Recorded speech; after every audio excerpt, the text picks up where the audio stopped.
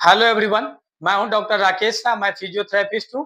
आज मैं इस वीडियो में बताऊंगा कि अगर किसी को साइटिक नर्व का पेन है, यानी किसी को साइटिका हो गया है, कमर दर्द है, कमर दर्द के साथ एक पैर में या एक पैर के साथ दोनों पैर में नस में दर्द जा रहा है, झुनझुनी बढ़ रहा है, तो उस कंडीशन में आप अपने घर पे कैसे एक्सरसाइज करके इस समस्याओं को फिक्स कर सकते हैं, ठीक कर सकते हैं।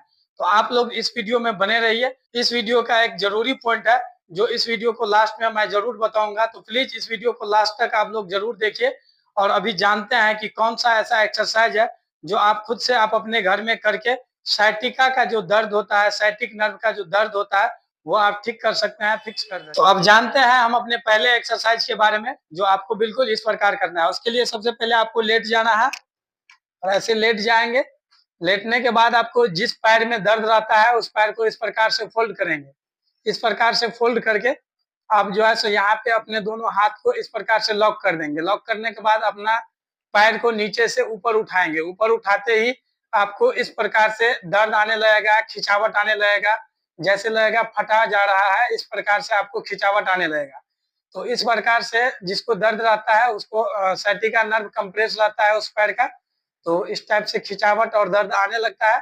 तो जब आपको दर्द आने लगे तो पैर को वहीं पे रोक देना है और रोकने के बाद पंजा को कभी ऊपर की तरफ लेके जाना है, फिर अपनी नीचे की तरफ खींचना है। जितना सीधा कर सकते हैं आप सीधा करके ऊपर करना है, फिर नीचे करना है, फिर ऊपर करना है, फिर नीचे करना है। ऐसे करके 5 बार नीचे 5 बार ऊपर करके फिर इसको रेस्ट दे देंगे।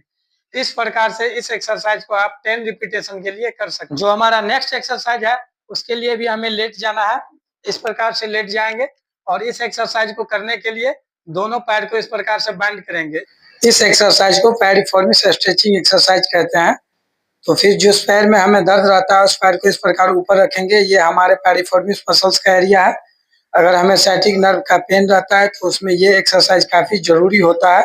जिस पैर में दर्द रहता है उसको इस नी पे रख लेना है और इसके बाद अपने दोनों हाथ को इस प्रकार से लगा करके अपनी तरफ चेस्ट की तरफ ऐसे खींचना है। जैसे ही आप खींचोगे तो आपको इस एरिया में ऐसे खिंचावट महसूस होगा। तो जहाँ खिंचावट महसूस होगा वहां तक खींच के आपको 10 सेकंड का होल्ड करना है और फिर धीरे धीरे रिलैक्स कर देना है।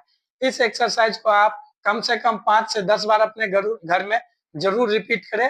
प्रत्येक रिपीटेशन में 5 से 10 सेकंड का होल्ड भी करें। अब जानेंगे थर्ड एक्सरसाइज जिसे नी टू चेस्ट एक्सरसाइज कहते हैं। उसके लिए भी ऐसे लेट जाएंगे और लेटने के बाद आप अपने पैर किस प्रकार मोड़ेंगे, अपने हाथ को ऐसे बना लेंगे, ऐसे बना करके ऐसे लगा देंगे और अपने नी को, ये हमारा नी होता है, घुटना को नी बोलते हैं, ये हमारा चेस्ट है, तो नी को चेस्ट से मिलाना है। तो इस प्रकार से ऐसे पुल करेंगे, ऐसे पुल करके होल्ड करेंगे 5 टू 10 सेकंड का, फिर रिलीज कर देंगे। इसी प्रकार इस एक्सरसाइज को भी 5 से 10 रिपीटेशन के लिए बिल्कुल करना है। अगर आपको दोनों पैर में दर्द है तो आप बारी बारी से दोनों पैर को ऐसे कर सकते। जो हमारा फोर्थ एक्सरसाइज है उसको बोलते हैं बैक एक्सटेंशन एक्सरसाइज या कोबरा पोज। तो उसके लिए हमें इस प्रकार उल्टा लेट जाना है और उल्टा लेट करके ये दोनों हाथ और हमारा कोहनी, जो हमारा एल्बो ज्वाइंट है, उसको इस प्रकार लगा लेना है। ऐसे लगा करके ये ऐसे करके रखना है। ऐसे करके 5 टू 10 सेकंड का होल्ड करेंगे और फिर रिलैक्स कर देंगे। फिर से इस प्रकार से ऐसे उठाएंगे, 5 टू 10 सेकंड का होल्ड करेंगे और फिर रिलैक्स कर देंगे। इसे बैक एक्सटेंशन भी बोलते हैं और कोबरा पोज एक्सरसाइज भी बोलते हैं। जब आपको पेन कंफर्टेबल हो जाता है तो आप इस डायरेक्शन से भी इस एक्सरसाइज को कर सकते हैं। ऐसे जो हमारा कमर है, जो हमारा कमर वाला एरिया है, जो हमारा पेट है, वो बिल्कुल बेड पे रहेगा और हम इस प्रकार से इसको ऐसे उठाएंगे।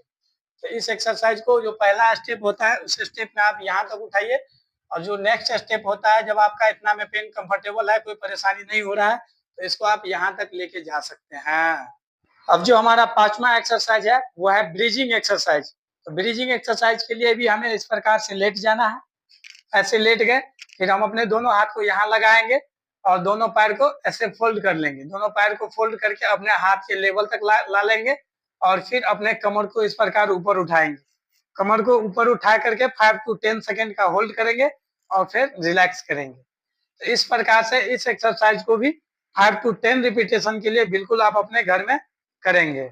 सिक्स्थ एंड लास्ट एक्सरसाइज है जिसे बोलते हैं बर्ड एंड डॉग पोज। इसके लिए हमें इस प्रकार से उल्टा हो जाना है, जैसे गाय के पोज में इस प्रकार से हो जाना है और उसके बाद हमें जो अपना हाथ है वो बिल्कुल कंधा के सामने रखना है, यानी कि इस लेवल में हाथ रहना चाहिए और हमारे कमर के सामने, हिप जॉइंट के सामने हमारा नी होना चाहिए। इस प्रकार से हमें पोजीशन लेना है, हमें सामने देखना है और फिर हमें क्या करना है, एक पैर को ऐसे सीधे उठाना है और फिर दूसरा इस प्रकार से हाथ को सीधे उठाना है। दोनों को इस प्रकार से उठा लेंगे और 5 टू 10 सेकंड का होल्ड करेंगे और फिर रिलैक्स कर देंगे। फिर हमें इस हाथ को ऊपर उठाना है और इस तरफ क्रॉस में पैर को ऊपर उठाना है। सेम साइड हैंड और लेग दोनों राइज नहीं करना है, जो क्रॉस में ही उसको ऊपर उठाना है। जैसे कि हम अगर बाईं हाथ उठाए हैं तो दाहिना तरफ का पैर उठाएंगे, अगर हम दाहिना हाथ उठा रहे हैं तो बाईं तरफ का पैर उठाएंगे। इस प्रकार से इस एक्सरसाइज को करेंगे 5 टू 10 सेकंड होल्ड के साथ।